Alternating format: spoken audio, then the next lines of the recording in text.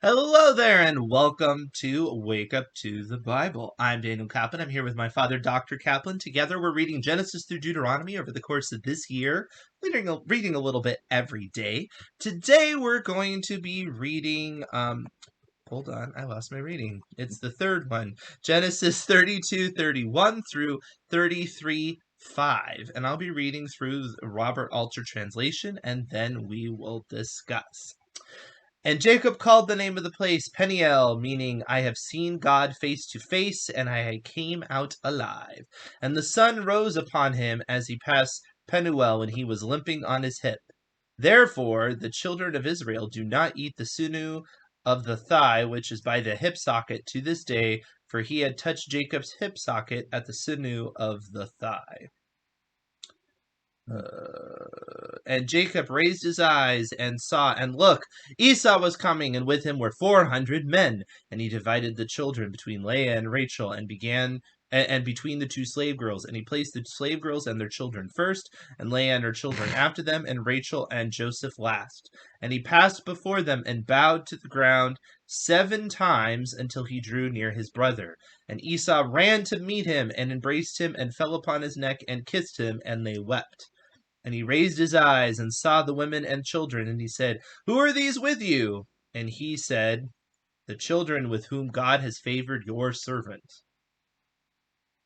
And that's it. It's a pretty short little passage. However, it does conclude what we were talking about yesterday, which is what my dad was talking about, where Jacob ends up calling the name of the place where he was Peniel, because I have seen God face to face, and I came out alive.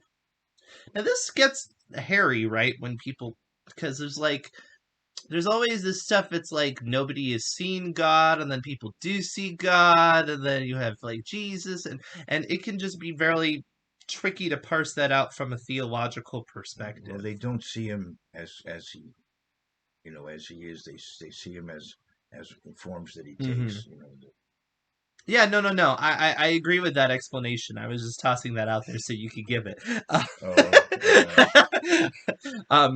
Not to sound arrogant. I didn't find that confusing. I just know people bring that up, right? People, and sometimes you do get that as a refutation of that being what it is. They're like, well, I saw God through a messengers, and that's what I was saying, because if he actually had been God, well, dum dum dum, but obviously no, because God can give you a vision of himself, which is not his full glory. But even there, it's scary to the people that are involved with it.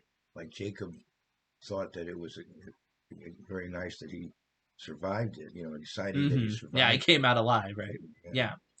Now, one thing that this is kind of, it's kind of, I don't want to trivialize it too much, but it almost reminds me of like, kind of tough love from a father that's kind of like toughen you up before you're going to meet a bully or something. Because it's like, well, you're able to wrestle me, so you're going to be able to take on this guy, right? And you do have to wonder whether or not, I mean, here you have God himself saying that you were able to wrestle with God and man and win out. So he probably was feeling fairly confident reaching that, it almost comes across like a battlefield, right? With like the two clans like on the edges, and they're like staring each other down, and the people are coming out. So I'm sure it's very tense, but you've got to feel that he's coming in with a little stride in his step after that whole encounter, right? It's quite encouraging. That's a very good point.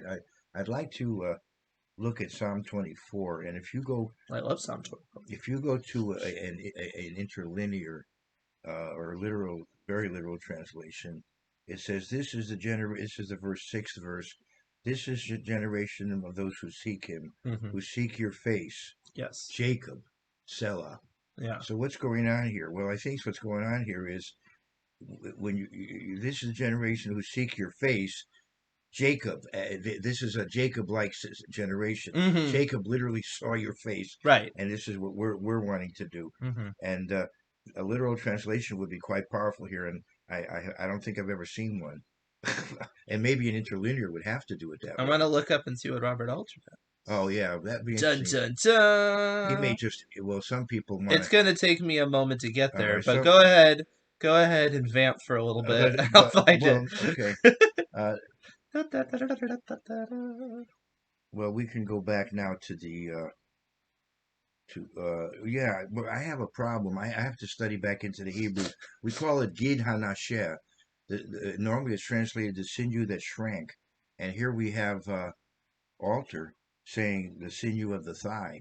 So we have to take a look and see what's going on there. I can get to his liner notes once I figure out what he said Maybe you about can Psalm look at maybe 24. you can look at his footnotes. It's just that this version of it is rough. Okay, what does he say? He says, "Oh, wait for it. This is what Robert Alter says for Psalm 24.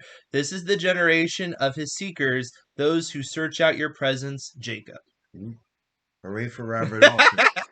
Wow, We how got do a you like that? real time See, confirmation. you have to have an atheist who just wants to doesn't have an agenda when he translates. No, I'm kidding. I don't know enough about Robert Alter. I would call him liberal, but I'm just joking about that. And I hope he wouldn't take offense at that. Well, I mean, you did give him cred for getting it Oh, right. yeah, yeah. No, I don't know what his religious beliefs are, but I believe that he doesn't consider himself one who would have the same attitude towards the Bible that perhaps I do. Just from reading his background. Certainly not from his commentary do you get that Years impression. It's ago, very years detached. ago in my youth, his comments on the Bible were being published in Commentary magazine, and people would attack him because he was doing such a good job,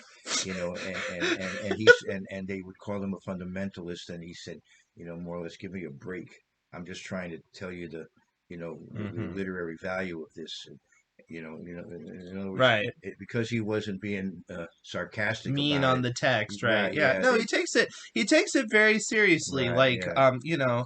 in the same way that somebody might look at Shakespeare very seriously. Right. I don't think he has the same faith about it, but on the other hand, the respect on it is probably more than frankly a lot of people that are believers in Well, terms of the text itself. my very liberal namesake, the great philosopher Mordecai Kaplan, he said, we need to. This is what he said. Now, Mordecai Kaplan, not Mark Kaplan. Mordecai Kaplan said we need to take the Bible seriously, not literally. And I think that's probably where Robert Alter comes down. Oh, right, right. In terms of his personal life, right? Yeah, I would say. Mm, I mean, but I don't know. I don't know Robert Alter. yeah. You know, you know. Anyway, so yeah, But so he was able to redeem himself on that. but I would. But I do. I would have to go back and check as to whether why he translates it that way. But I want to comment on that. In the in countries uh, outside of the land of Israel, there are maybe some other locations, but in most countries where you have Jews who want to keep kosher, they slaughter the animal in a special way, Mm-hmm. but they don't take the trouble to remove the sinew from the rear hindquarters of the animal. Okay. Evidently, it's a process that if it takes time and it becomes expensive, so they just take the rear part of the animal and then they sell it to non-Jews. Mm-hmm. That's why the Hebrew national advertising used to say, we're kosher, no ifs, ands, or buts. That was, inside humor there. Mm-hmm. But in Israel, though, they will remove the sinew, and so you Interesting. can have the nicer cuts of meat. Many of the nicer cuts of meat are what Orthodox Jews in America are not able to have. And if somebody considers himself a descendant of Israel and is making an effort to observe that custom, I would say, I respect that, and Mm-hmm. I try to some degree, in this society, it's very difficult unless you keep rabbinically kosher. If you're just eating meat, generally it would be very hard to observe this practice. There would be some cuts of meat you could avoid, if Mm-hmm. and that is something I do take into consideration. I can't say that I'm flawless with it, but I do take it into consideration. Mm-hmm. Uh, But the and fact that you're not flawless on it, you do put it in a different camp than Jews that would put it as one of the 613 commandments. Not to mention, it's not one deliberately given by God, and also specifically called out as a custom of the people of Israel, which implies it is, in fact, a Jewish custom. And I know for some people that kind of ruffles their feathers because they're so used to people excusing other laws that pronomi and Christian commandment keeper types believe they should keep, right? They'll be like, well, those things are Jewish. And they correctly argue they're not, but that doesn't mean there aren't some things in there that actually are. And this is never commanded. This is just telling you a practice that the community does. Yeah, and as I said, I certainly respect those who, respect that. And Mm-hmm. if I lived in Israel, it'd be Mm-hmm. very easy to observe it. I would observe Yeah. it if I lived in Israel. But I guess the question is if somebody considers themselves spiritually Israel, if they should be concerned with it or not, or if this is I wouldn't think so. more of a cultural thing. There are certain things that Israelites would do that others don't necessarily have to do. Obviously not the holy days or the Sabbath. The Sabbath was made for man, Jesus says. Right. But the holiday of Purim is something the Jews accepted upon themselves, and the language is very strong there. I would say if you're a Christian of Jewish descent, you should observe Purim, but it's not something that non-Jews have to observe. It's Mm-hmm. specifically it says there that They took it upon that themselves it's a and Jewish yeah, thing to right. do, and I would say Jews should do it, Mm-hmm. but it isn't. And I think the same thing could be said about Hanukkah. Jesus observed Hanukkah, and I would say again, a Christian of Jewish descent should, in my opinion, observe Hanukkah. But others, it's not something they have. If they want to, that's I used to say, well, don't even. If somebody came to me like 20 years ago, I might have said no. But now, when somebody comes to me and says, "I'm not Jewish, but I want to keep Hanukkah," I say, "Yeah, have at it." I have changed on that, Mm-hmm. but I don't think that you should consider it in the same way a Jewish person would consider it. Mm-hmm. It's kind of like solidarity or something, It's like, Well, there I was, mean, also it depends on where you live, right? If you live in Israel, it would make a lot more sense. yeah, well, yeah, Not to mention, too, like you said, if lived in Israel, it'd be a lot easier to avoid eating that, right. and maybe just out of respect to the culture around you. Why go out on a limb because you have freedom or whatever, to be like I'm going to do Well, that. no, I would know it's in the Bible, so Yeah, right. it seems to be something that the Bible at least recommends. It doesn't command, but it seems to recommend. Mm, It didn't have to mention the custom. right. It Because seems there's a to, lot of customs it doesn't mention. Right. right, but But on that's the other hand, it mentions customs like, they did contracts with sandals and stuff like that. So you have to be careful about what that means. I mean, it's a different language, it's but a little still, different. So therefore, they do it out of yeah. commemorating. And I would also say this: uh, there are certain holidays that are simply inappropriate for a Christian to observe, and I'll just mention one that I feel it's inappropriate, and that's Halloween. I mean, I don't think that's really appropriate for a Christian to observe. But on the other hand, Thanksgiving, I think that it is appropriate for Christians to observe, and I think an American Christian would want to honor that holiday, and Hmm. I think that in a way Hanukkah is in that kind of a category. You could it maybe even stronger because you have Jesus doing it. Right. But you could look at Hanukkah as an appropriate holiday to observe if you're part of that national group, and even if you're in the diaspora, like the Irish in America who celebrate St. Patrick's Day. In fact, it's a bigger deal here, I think, than in Ireland. Same thing with Cinco de Mayo. Yeah. I think Cinco de Mayo is a bigger deal here Right. among Mexican Americans than it is back in Mexico. Right. So there are certain national holidays, and I think the day of a birth of a nation is appropriate for Christians to observe, like July 4th here or July 1st up in Canada. I think that Hmm. your national day when you became a nation is appropriate for a Christian to observe along with the other citizens of that country. Right. Getting to chapter 33, where we have the confrontation, as it were, there's a couple things going on. So you will notice that he does place a hierarchy to the people because he puts the slaves first, and then he puts Leia, and then he puts Rachel on the back. So, I mean, well, what else is he gonna? You're all shaking your head. What else is he gonna do? Watery? Like, I don't blame him. It's kind of cruel, but it's like, what do? You have to make a decision. Could he all line them up equally? I guess. Like, I don't know. But it just shows where his value is there. But what is interesting is when he goes up and it says he bowed to the ground 7 times, and until he drew near to his brother. So what it's a little, I don't know, maybe I'm overreading it, but it's a little ambiguous to me. Are you supposed to get this as he's just bowing to God in a distance? Is he showing honor to Esau? Is he kind of doing both? I think he's doing it to Esau. Okay.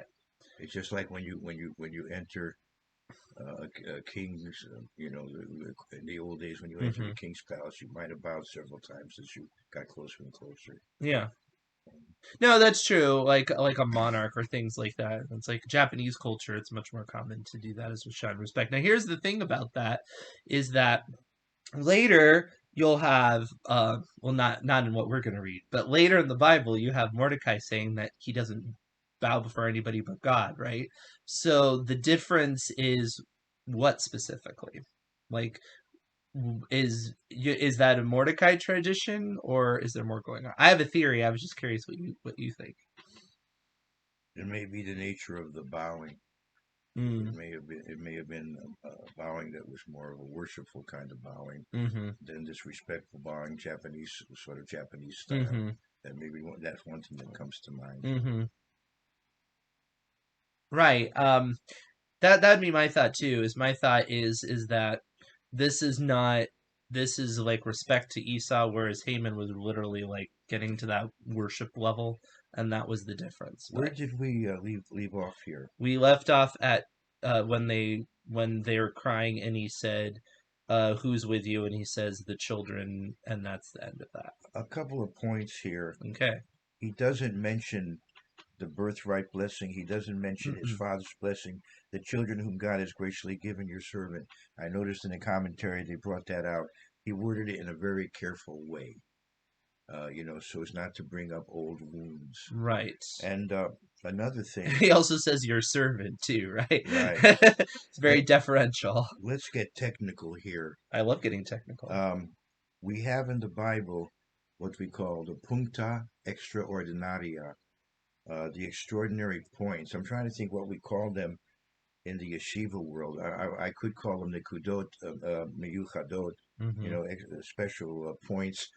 But anyway, um, there are 15 words in the Old Testament, 10 of which are in the Pentateuch, that have special points around them. Ooh. Point and Do you mean like for pronunciation or for like no, chanting? just to sort of mark them Oh, as okay. somehow controversial in some sense. Like maybe the question is if they should even be there, Oh, okay. or how they are spelled. I gotcha. What I'm gonna do is go back It's kind of like over. a liner note or something. I'm gonna go back and cover the not today, but at some point I'll go back and cover the three that we skipped.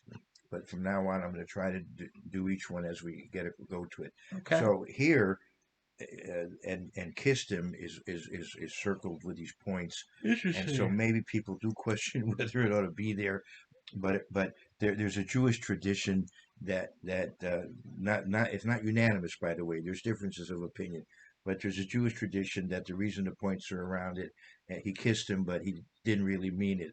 It reminds me of the saying that I used to hear in Northeast Texas, colder than a mother-in-law's kiss.